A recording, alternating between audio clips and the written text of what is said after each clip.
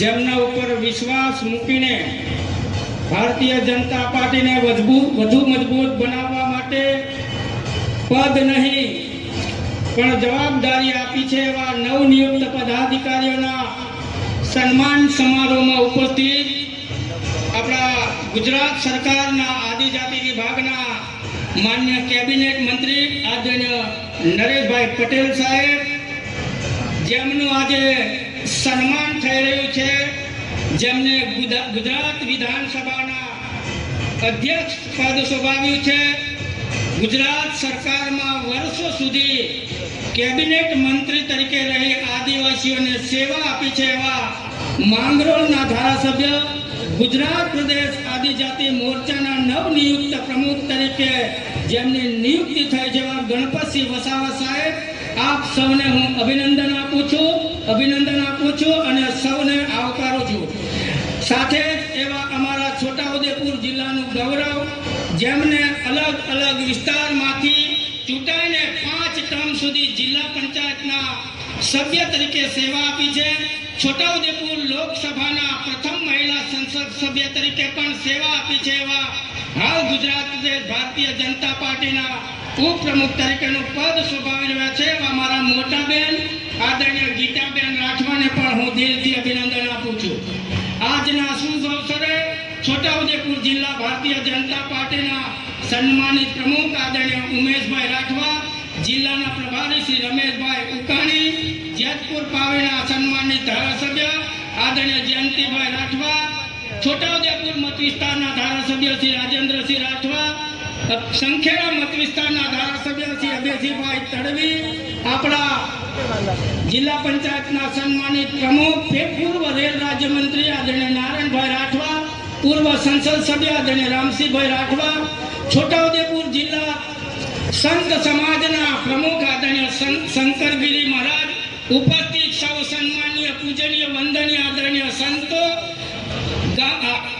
મંચસ્થ મહાનુભાવ, આદરણીય ગામડામાંથી જિલ્લાના ખૂણે ખૂણેથી આવેલા તમામ આદરણીય મહાનુભાવો, આદરણીય કાર્યકર્તાઓ, માતાઓ, ભાઈઓ, બહેનો, યુવાન સાથીઓ, પ્રેસ મીડિયાના મિત્રો અને સૌ આદરણીય માતાઓ, ભાઈઓ, બહેનો, મિત્રો, આજે હું કહેતા ગૌરવ અને લાગણી અનુભવું છું કે આ ભારતીય જનતા પાર્ટી એક એવી પાર્ટી છે જે ગુજરાતની અંદર અત્યાર સુધીમાં ગુજરાતની સરકારમાં ચાર આદિવાસીઓ મંત્રી આપનારી ભારતીય જનતા પાર્ટીની સરકાર એ 4 મંત્રીઓ આપ્યા છે.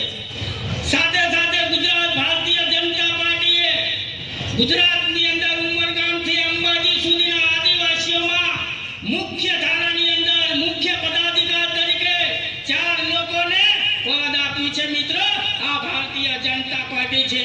ગુજરાતના પનોતા પુત્ર અને દેશના યશસ્વી વડાપ્રધાન આદરણીય નરેન્દ્રભાઈ મોદી સાહેબ ગુજરાતના મુખ્યમંત્રી હતા અને હું કહેતા ગૌરવ સાથે કહું છું કે આપણા પ્રદેશના મોરચાના અધ્યક્ષ આદરણીય ગણપતસિંહ વસાવા સાહેબ તે વખતે આદિવાસી વિભાગના કેબિનેટ મંત્રી હતા.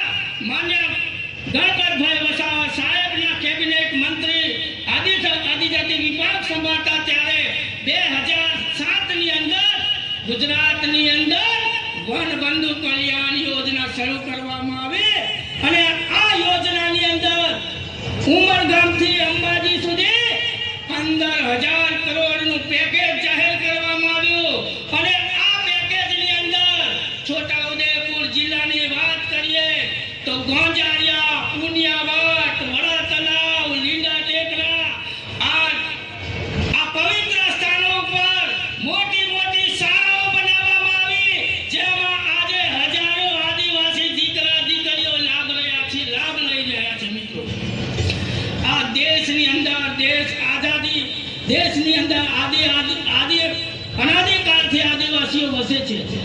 આ દેશને આઝાદ થયે 78 વર્ષ થઈ ગયા. દેશની અંદર મોટા ભાગનું રાજ કોંગ્રેસની સરકારે કર્યો, પણ કોંગ્રેસ ક્યારેય આદિવાસીઓનો વિચાર નથી કર્યો. આદિવાસીઓનો વિચાર કર્યો હોય તો ભારતીય જનતા પાર્ટીની સરકારે કર્યું છે. 1999ની અંદર કેન્દ્રની અંદર ભારતીય જનતા પાર્ટીની સરકાર આવી. અટલ બિહારી વાજપેયી દેશના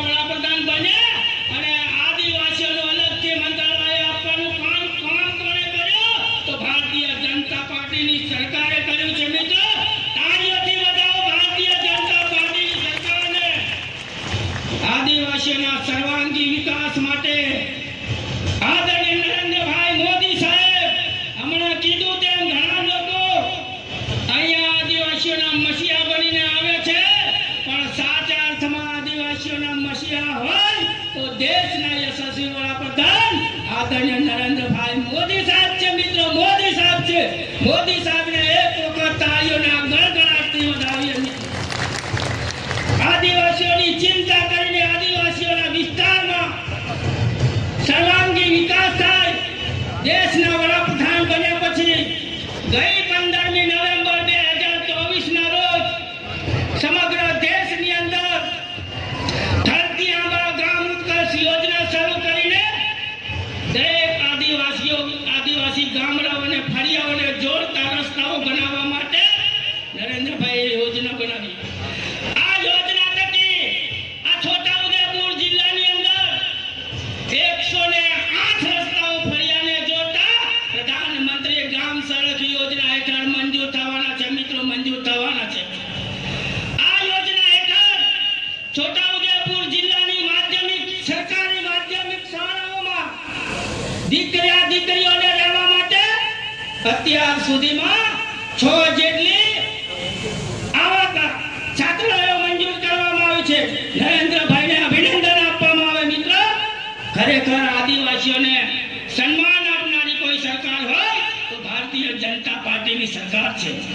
આ રાજ્યના માનનીય મુખ્યમંત્રી શ્રી ભૂપેન્દ્રભાઈ પટેલ સાહેબને અભિનંદન આપું છું કે એમણે પણ કમોસમી વરસાદના કારણે ગુજરાતની અંદર મોટા પ્રમાણમાં ખેતીમાં વ્યાપક પ્રમાણમાં નુકસાન થયું અને ઉદાર હાથે 10,000 કરોડ રૂપિયાનું પેકેજ આપી દીધું. અને છોટાઉદેપુર જિલ્લાની અંદર આ પેકેજમાંથી 75,000 કરતા વધારે ખેડૂતોને અને કુલ મળીને 250 કરોડ રૂપિયા જેટલી માતબર રકમ ખેડૂતોના ખાતામાં નખાઈ ગઈ છે. ગુજરાત સરકારને અભિનંદન આપું છું. સાથે સાથે દેશના પ્રધાનમંત્રી નરેન્દ્રભાઈ મોદી સાહેબ અને દેશના રાષ્ટ્રીય અધ્યક્ષ આદરણીય નીતિન નબીન સાહેબ, કાર્યકારી અધ્યક્ષ શ્રી આદરણીય જેપી નડ્ડા સાહેબ, દેશના ગૃહપ્રધાન અને રાજ્યના માન્ય મુખ્યમંત્રી શ્રી અને આપણા પ્રદેશના પ્રમુખ જગદીશ પંચાલ સાહેબનો આભાર માનું છું કે એમણે ગુજરાતની અંદર 4 જેટલા મુખ્ય બોડીની અંદર ભારતીય જનતા પાર્ટીની અંદર 4 જેટલા મહાનુભાવોને પદ આપ્યું છે. ત્યારે એમનો આભાર માનું છું અને સાથે સાથે મંચસ્થ મહાનુભાવોનો પણ આભાર માનું છું. વંદે માતરમ. ભારત માતા કી જય.